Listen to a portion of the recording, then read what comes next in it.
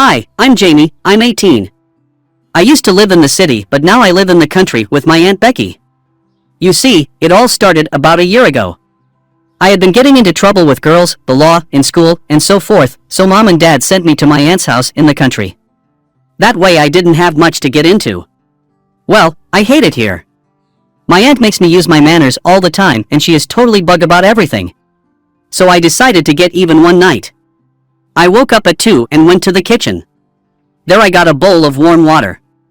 I thought this would get her back. I'll make her wet the bed. I walked up to her room, I slowly opened the door and walked over to her bed. Just as I was going to put her hand in the bowl, Fluffy, the cat jumped up onto her bed. She woke up. Fluffy, she said, what are you doing in here? I panicked and headed for the door. Just as I got to the door, my aunt turned on the lamp by the bed. Jamie, what are you doing in here? She said. I put the bowl behind me as I turned around. I tried to think of a reason I was in her room. Oh, I see, it is okay, Jamie, you don't need to explain, she said. What? I asked. I see you had an accident, she said. I did, I thought. I looked down. The front of my PJs were soaked. In the rush to get out of her room, I dropped water all over my pajama bottoms. Yeah, I said. I wet the bed. I didn't want to get caught. If she knew what I was really doing, I would be dead. Here, let me help you, she said as she got out of bed. No, I can handle it, I said, backing out of her room and walking quickly to my room. When I got to my room, I was still holding the bowl. I dumped the rest of the water on my bed and put the bowl under my bed. Just as I finished, my aunt walked in. See, I just had an accident, no big deal. I have them every once in a while. I tried to play it off as if I had really wet the bed, I was so nervous. It's okay, my aunt said. I understand, now go change your nightwear, and I will take care of the bed. I got some new pajamas and went to the bathroom to change. After I finished, I sat on the toilet. Now, what I thought, if I get caught for the stunt I was about to pull, I would be off to military school. I thought for about 10 minutes. Well, I decided to just keep going with the bedwetting. I was about to open the door when I heard my aunt knock on it. I slowly opened it and walked out. It's okay, Jamie, I know you didn't wet on purpose, my aunt said. She gave me a hug and told me to go back to bed. I did as I was told.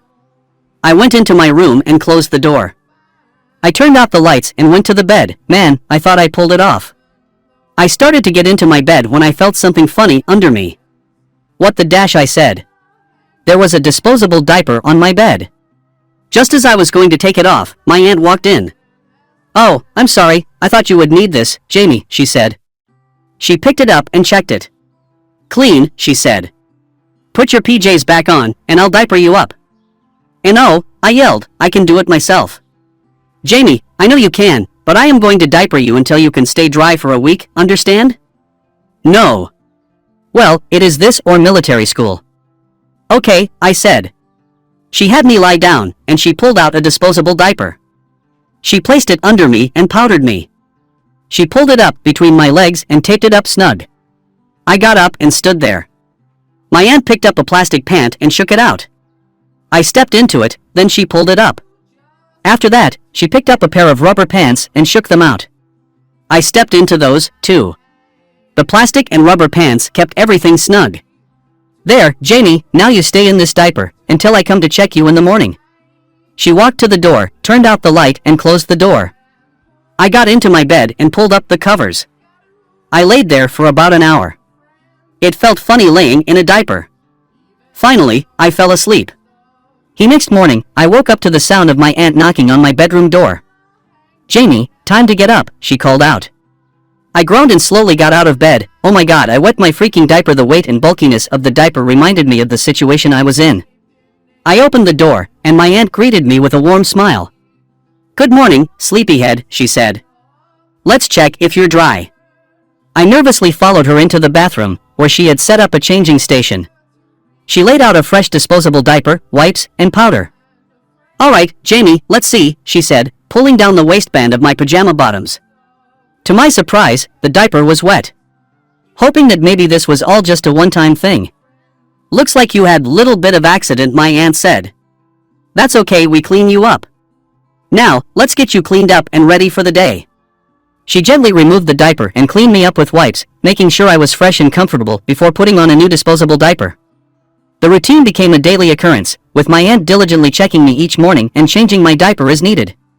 As the days turned into weeks, I gradually accepted the routine and even started to appreciate the convenience of disposable diapers.